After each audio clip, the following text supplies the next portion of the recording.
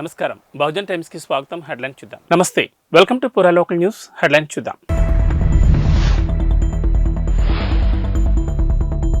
National politics పై Revanth hot comments. జాతీయ స్థాయిలో తెలుగువారి పాత్ర సన్నగిల్లిందని వెల్లడి.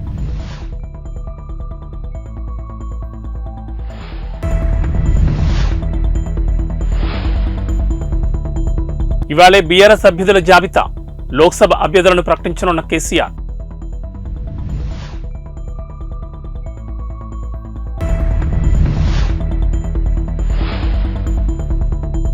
బీజేపీ ఎమ్మెల్యే రాజాసింగ్ సంచలన వ్యాఖ్యలు. దేశంలో ఇంకా 40,000 గుళ్లు కట్టాలని స్పష్టం.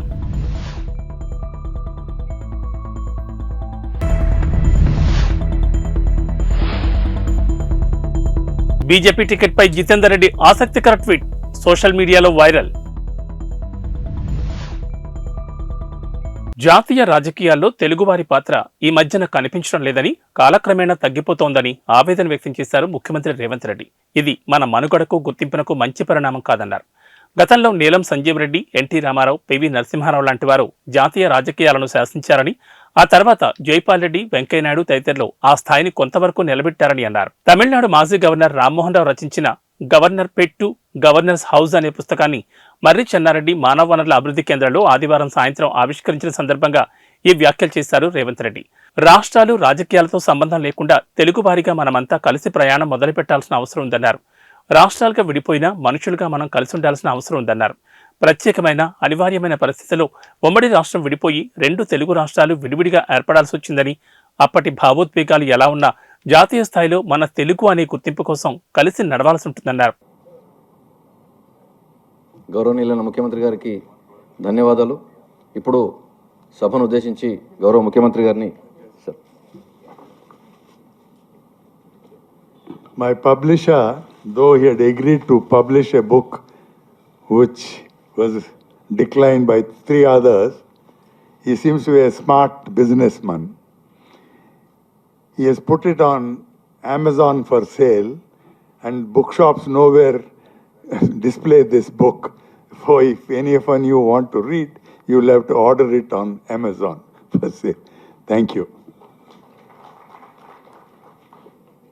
గౌరవ ముఖ్యమంత్రి గారిని సభను ఉద్దేశించి ప్రసంగించవలసిందిగా కోరుతున్నాను.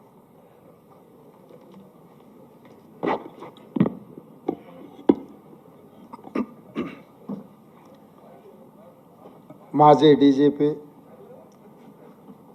మాజీ గవర్నర్ పెద్దలు రామ్మోహన్ రావు గారు రచించిన పుస్తక ఆవిష్కరణ కార్యక్రమానికి నాతో పాటు ముఖ్య అతిథులుగా విచ్చేసిన ఐపీఎస్ ఆఫీసర్, మాజీ కేంద్ర మంత్రిగా పనిచేసిన పివి రంగయ్య నాయుడు గారు, వేదిక మీద తెలంగాణ రాష్ట్ర డీజీపీ రవిగుప్తా గారు, ఇతర అధికారులు, ఇక్కడ చాలామంది ఎమినెంట్ పర్సనాలిటీస్, ఐఏఎస్, ఐపీఎస్గా, డీజీపీలుగా, చీఫ్ సెక్రటరీస్గా వివిధ హోదాలలో రాష్ట్రానికి, దేశానికి సేవలు అందించి ఈరోజు రామ్మోహన్ రావు గారి పుస్తక ఆవిష్కరణలో మీరందరూ పాల్గొనడం, ఈ కార్యక్రమానికి నన్ను ముఖ్య అతిథిగా వారు ఆహ్వానించడం ఒక మంచి అవకాశంగా, మిమ్మల్ని అందరినీ కలవడానికి నాకు ఇది ఒక మంచి సందర్భం అని నేను భావిస్తున్నాను.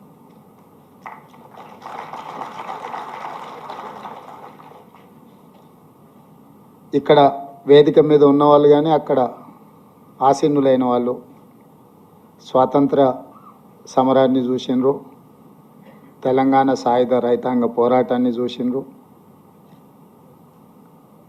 అదేవిధంగా హైదరాబాద్ రాష్ట్ర అవతరణ పరిపాలన చూసినారు, ఉమ్మడి ఆంధ్రప్రదేశ్ 2 రాష్ట్రాల కలయికతో ఏర్పడ్డ ఉమ్మడి ఆంధ్రప్రదేశ్ రాష్ట్ర పరిపాలన చూసినారు, 69 తెలంగాణ ఉద్యమం, 72లో జయాంధ్ర ఉద్యమం, మళ్ళీ 96లో రెండవసారి తెలంగాణ ఉద్యమం, అదేవిధంగా తెలంగాణ రాష్ట్ర అవతరణ. దాదాపుగా ఈ 76 సంవత్సరాలలో జరిగిన వివిధ పరిణామ క్రమాలను అన్నింటినీ అవగాహన చేసుకొని అనుభవం ఉన్న వాళ్ళందరూ కూడా ఇక్కడికి రావడం ఇది ఒక మంచి సందర్భం. తెలంగాణ రాష్ట్ర ప్రభుత్వం ఈ కార్యక్రమాన్ని, ముఖ్యంగా తెలంగాణ పోలీస్ అధికారులు ఈ కార్యక్రమాన్ని ఏర్పాటు చేయడాన్ని వారిని మనస్ఫూర్తిగా నేను అభినందిస్తున్నాను.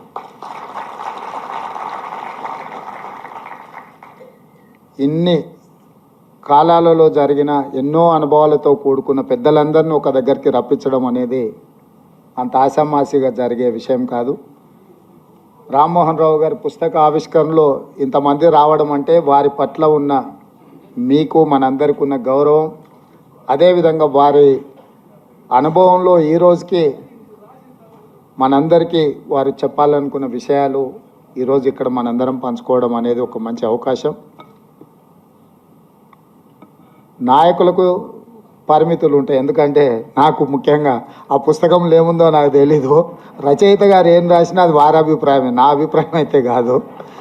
వారి అభిప్రాయంతో ఏకీభవించవచ్చు, నేను విభేదించవచ్చు. ఆ పుస్తకాన్ని మొత్తం చదివిన తర్వాతనే నేను చెప్పగలను. ఎందుకంటే వారు ఉన్నతాధికారిగా, గవర్నర్గా, ముఖ్యంగా కాంగ్రెస్ పార్టీని దగ్గర నుంచి పరిశీలించి రాసిన చాలా అంశాలు, ప్రస్తావించిన అంశాలు అందులో ఉండొచ్చు. మేబీ కాంట్రవర్సీస్, లేకపోతే డిస్క్రీట్ ఆర్ ఇండిస్క్రీట్, అందులో ఏముందో నాకు తెలియదు. పార్లమెంట్ ఎన్నికల వేళ ప్రతిపక్ష బీఆర్ఎస్ పార్టీ మరో కీలక నిర్ణయం తీసుకుంది. కాళేశ్వరం ప్రాజెక్టుపై ప్రభుత్వ వైఖరికి నిరసనగా కరీంనగర్లో భారీ సభ నిర్వహించాలని నిర్ణయించింది. ఈ నెల 12న కరీంనగర్లో సభని ఏర్పాటు చేయాలని బీఆర్ఎస్ డిసైడ్ అయింది. బీఆర్ఎస్ అధినేత కేసీఆర్ తెలంగాణ భవన్లో ఇవాళ ఉమ్మడి కరీంనగర్ జిల్లా ముఖ్య నేతలతో భేటీ అయ్యారు. ఈ సమావేశంలో కరీంనగర్, పెద్దపల్లి లోక్సభ స్థానాలపై సమీక్ష నిర్వహించారు. ఈ 2 సెగ్మెంట్ల అభ్యర్థుల ఎంపిక, ప్రచార వ్యూహం వంటి తదితర విషయాలపై కేసీఆర్ చర్చించారు.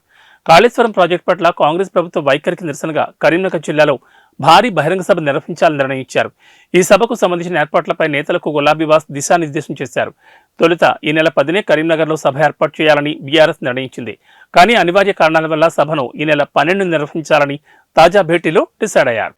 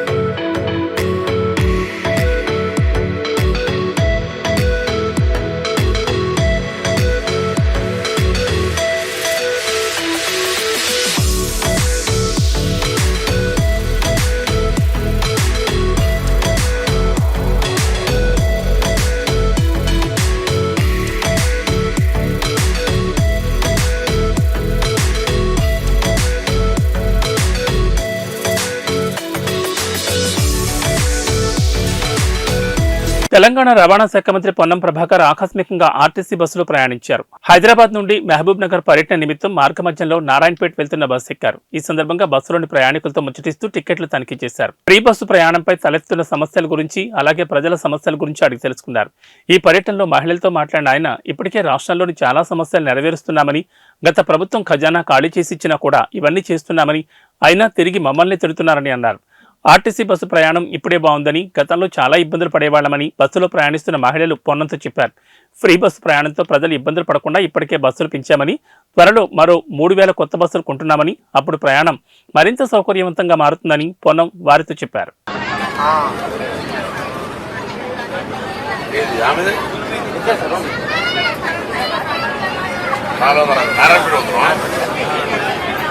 అంటే ఇది తెలంగాణ వాళ్ళకి చేసిన, మీ ఊర్లో మీకు ఫ్రీ, ఎందుకంటే ఈ అందరూ చేస్తున్నా ఇవన్నీ చేసినాం. అయినా తిడుతున్నారు. గల్లగురియం పైసా ప్లాస్టర్ మొత్తం ఖాళీ చేసారు. మీ అందరూ తెలుసా? గల్లగురి ఖాళీ చేసారు. ఖజానా తెలుసు కదా, ట్రెజరీ.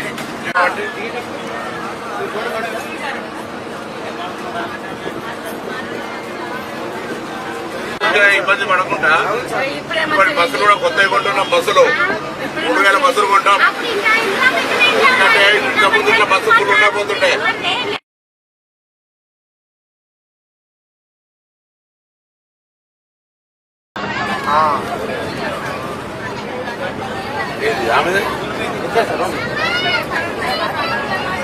ఆర్ఎంపీ అవుతున్నాం అంటే ఇది తెలంగాణ వాళ్ళకి చేసారు, మీ ఊర్లో మీకు ఫ్రీ. ఎందుకంటే ఈ అందరు చేస్తున్నారా ఇవన్నీ చేసినాం, అయినా తిడుతున్నారు. గల్లా గురియం పైసా రాష్ట్రం మొత్తం ఖాళీ చేసారు. మీ అందరు తెలుసా గల్లా గురి ఖాళీ చేసారు? గల్లా ఖజానా తెలుసు కదా, ట్రెజరీ.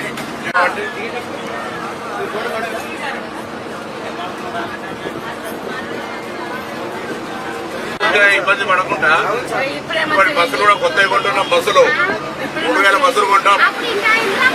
ఎందుకంటే ఇంత ముందు ఇట్లా bus full ఉండకపోతుంటే.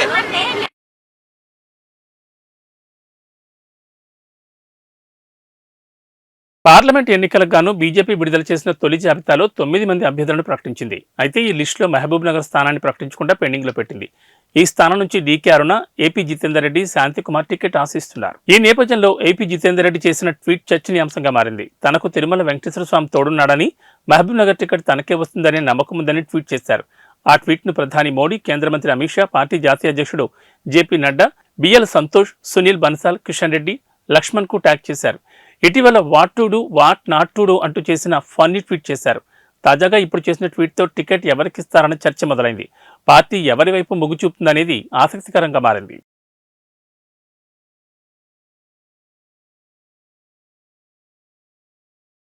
Peddapalli, Karimnagar BRS MP అభ్యర్థుల పేర్ల ప్రకటన వాయిదా పడింది. నిన్న అష్టమి కారణంగా అభ్యర్థుల పేర్ల ప్రకటనను గులాబీ బాస్ కేసీఆర్ వాయిదా వేసినట్లు సమాచారం.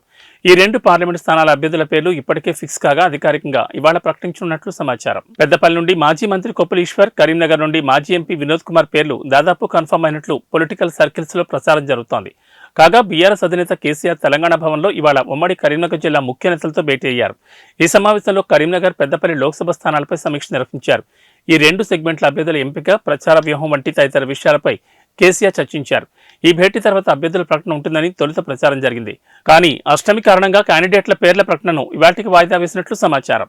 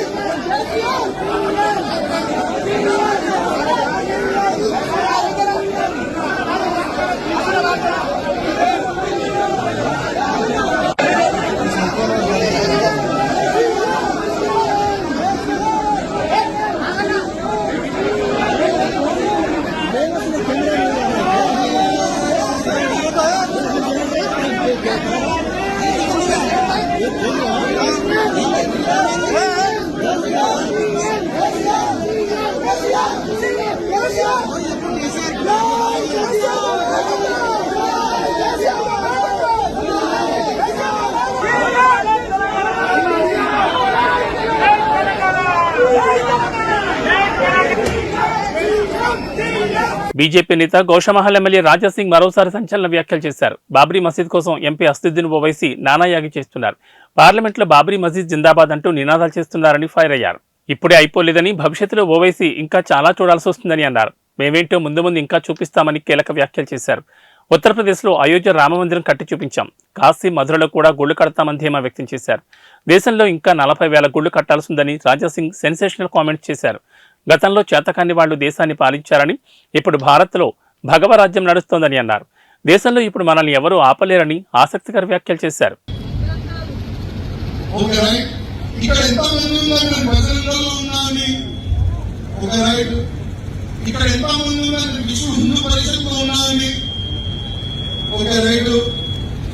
చాలా మంది కూడా చేయలేరు, అంటే వాళ్ళకి సంపర్కం లేదా ఏంది.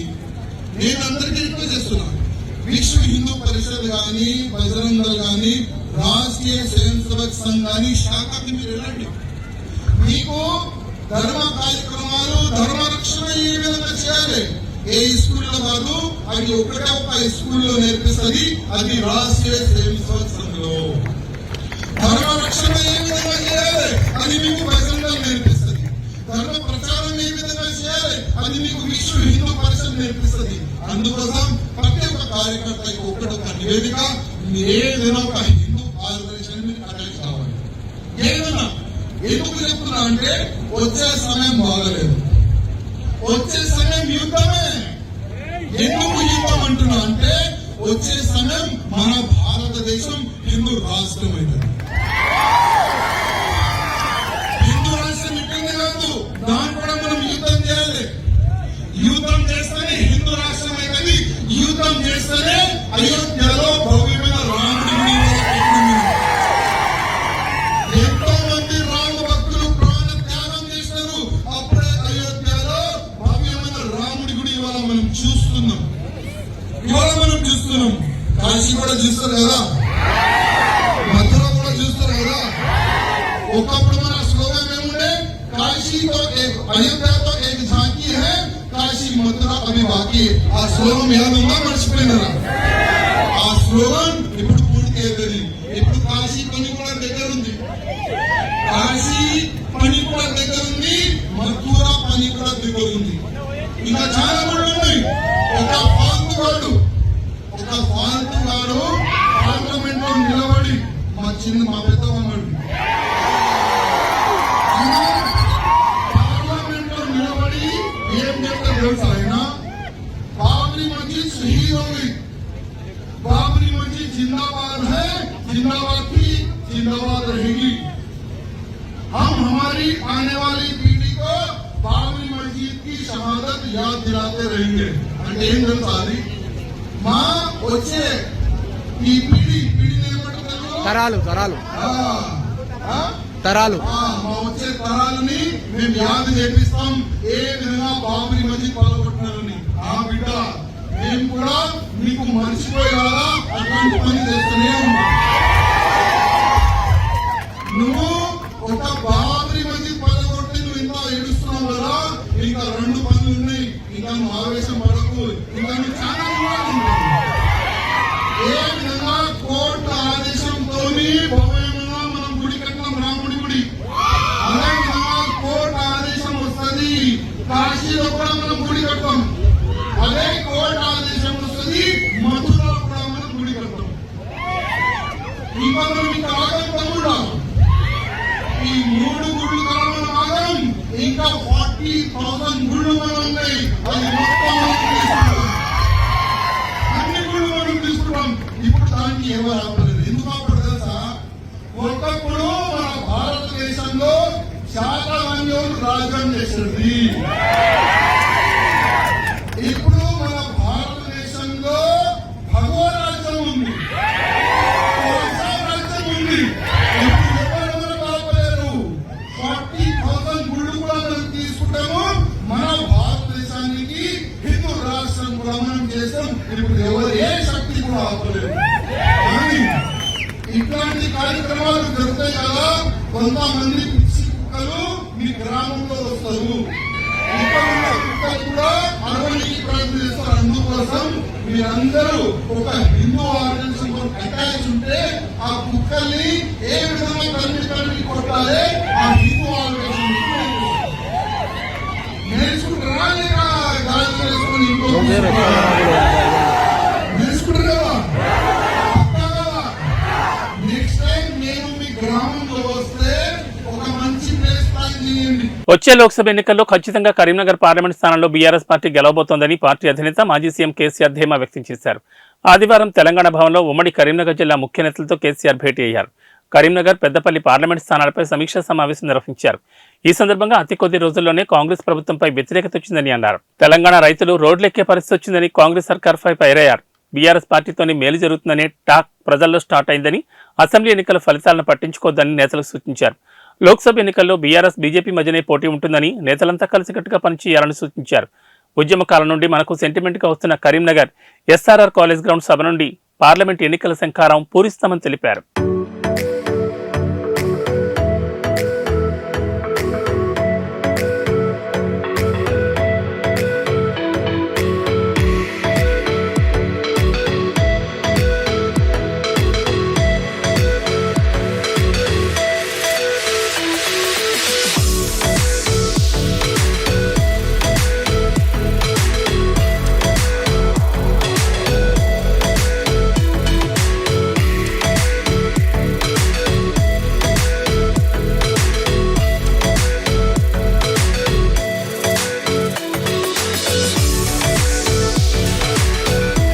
కేటీఆర్ రాజేంద్రనగర్ వెళ్లి మిలీనియం స్కూల్ విద్యార్థులతో గడిపారు. స్కూల్ కార్యక్రమానికి హాజరైన కేటీఆర్ తనకు ప్రత్యేకంగా ఆహ్వానం పంపిన చిన్నపిల్లలతో కాసేపు ముచ్చటించారు. ఆ తర్వాత స్కూల్ వార్షికోత్సవ కార్యక్రమంలో మాట్లాడి వెనుదిరిగారు. కేటీఆర్ తమ విద్యార్థుల కోరికను మన్నించి ఈ కార్యక్రమానికి హాజరు కావడం పట్ల స్కూల్ యాజమాన్యంతో పాటు ఈ కార్యక్రమానికి హాజరైన వందలాది మంది విద్యార్థులు తల్లిదండ్రులు ధన్యవాదాలు తెలిపారు. కేటీఆర్తో సెల్ఫీలు తీసుకుని తమ సంతోషాన్ని వ్యక్తం చేశారు.